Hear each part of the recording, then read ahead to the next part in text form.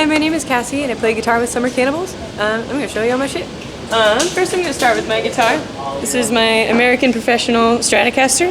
I just bled on it recently, I'm super stoked about it. I kind of sprung and got a new guitar with a cool Sweetwater card, treated myself. And so I got this one, I figured it would last me a while and I liked that it had nicer pickups. I normally play a Gibson LPJ and that had dual humbuckers. With this one I decided to go with a bridge humbucker because I tend to always play through it.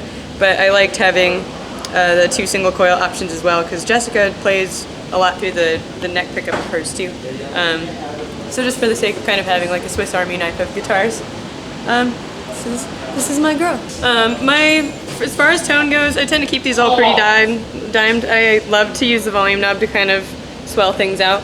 I just recently put this Whammy Bar in after watching the Queen video of them playing at Live Aid and Brian May fucking using that, and I was like, that's rad! So I put it in and I actually end up using it tastefully. I don't like to use it a whole bunch, but I think it's really fun to kind of just throw in a little like, me. This has a really cool floating vibrato bridge, something like that. I have it downed on the body, but normally it's about an 1/8 inch up. I was breaking strings a lot. I play with 10s. It came set up for 9s, and I actually really like the way those felt. I liked playing with a lighter touch. But I put 10s on it for the sake of regularity. It's just always what I had. Ernie ball. The Ernie ball, just like basic slinky strings, the yellow ones. I just changed the strings on my other guitar actually.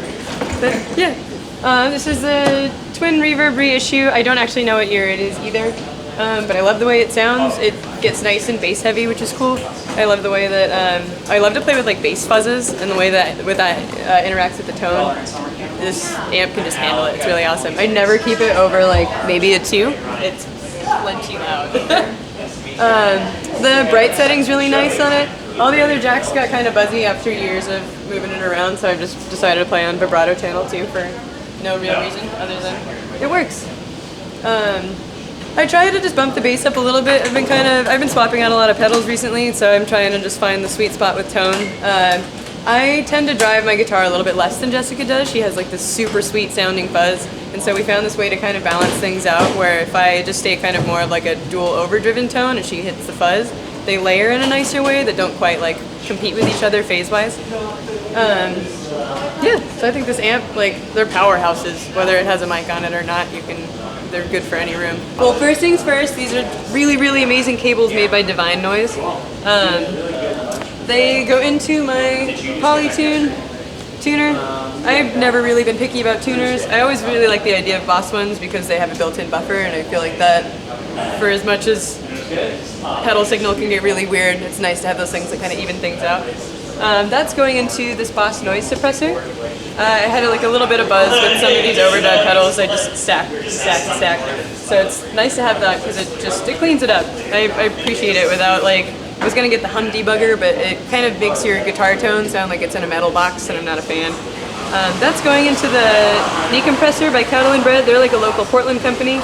I've been trying to find a compressor for a while just because I work in studio recording as well. And I just love the way things sound when they're just a little bit compressed. It helps with my sustain a lot, which I was struggling with too. I love the treble boost to keep it dimed all the time. I forget who I met at Cattle and Bread, but he gave me some spec options, and he said to always just have volume and treble dimed, and I wasn't gonna fight it. It sounds great. And Brian May always used that treble boost. Next is going into the Old Blood Noise Endeavor's Fault. It's a dual Germanium Overdrive. I've always kind of wanted a Germy Overdrive, and I finally got one, and I'm so stoked about it. It's really awesome. I tend to use both gain stages. I love the way they layer on each other. I don't have them super high gained, which is kind of nice. I feel like it just has a little bit more body and dimension. That just like a little bit more of like a low end boost. I do it here on the compressor too, just trying to get as much bass to come out of that humbucker as possible and into my amp. A little bit of a bump on the high, but for the most part I feel like Germanium Overdrives tend to be kind of mid-heavy, and I like that sound, so I just keep that pretty nooned. It's going into the Emerson Custom Mach 2. They just did like a reissue of their like origin pedal. It's like a drive that they make. It's a super nice, crisp, clean overdrive.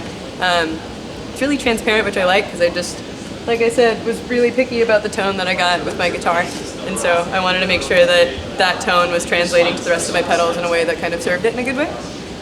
So right now I'm kind of just using this as like a clean boost. It doesn't really change my tone a lot, which was the point. But I like that one a lot, and it's the cool all black one, so yeah. Then it's going into this big Ear Chaka Fuzz. This pedal is so rad. It's like just such a beefy fuzz, and with all those little low end bumps that are going into it, it just like, it sounds gnarly. Just cool, like sizzly Velcro fuzz. I always wanted a pedal that like made me feel it, and that's the one this time. That's going into the Earthquaker Avalanche Run. It's just like a delay reverb combo. I use it most of the time as just a slap. I like when I'm playing lead lines and stuff, just having that little bit of space. It's nice. It kind of, you know, gives it depth. I have the expression going out to here, and that controls the reverb mix. So I'll just like tend to kind of just go between 0 to 100. I can do these big kind of washy reverb swells that kind of just drone. Or if I barely touch it, it's just the perfect amount. It doesn't have a dry signal, so it just comes through wet, which is nice to like create those drony sounds. But if I push it too much, then you can't hear my original note, and that causes a problem.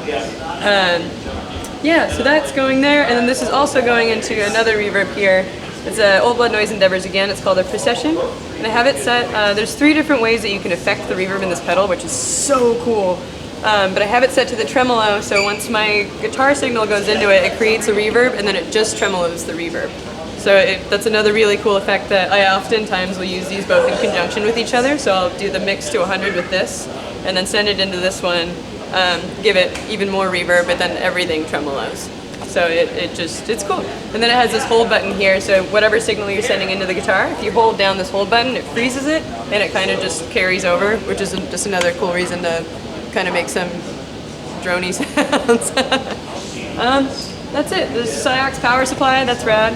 My brother works for this marijuana grower in Vegas, and he gave me these little boxes of mini joints that now have my picks in it. So that's dope. Oh, let me tell you about my picks. My friend Abby, who plays guitar for Caroline Rose, gave me one of these picks. I was playing bass, but it's a 2mm Dunlop pick. But they use it for guitar playing. I never used like a 2mm pick for it, but I was like, I'll try it. So I used it for bass, and I loved it. And then when I switched back over to guitar, I love it. I like having no spring to it. I want to know like exactly when my pick hits the string. I feel like it kind of helps me keep in time. And it also just feels really good when you're like, I'm gonna dig now, and it responds. It's nice. This is a Sennheiser 935, as Jessica talked about. She's got the 945. This is a 935. This has I want to say it's a super cardioid pattern. So instead of like a dynamic mic that's kind of picking up all this, it's kind of just picking up here, which is nice because I have my amp kind of high up, and the guitar sound gets caught in there really fast and can cause feedback or just like mess. Yeah, so I got that one. They just did a 20th anniversary sale of their E-Series, and these were on sale, and they were a sweet deal. I'm so stoked to pick them up. But yeah, just nice having your own mic. I get sick a lot less. Thanks for checking out my stuff. Check out our new Summer Cannibals record. It's called Can't Tell Me No. Jessica and I engineered it and mixed it, which is pretty rad.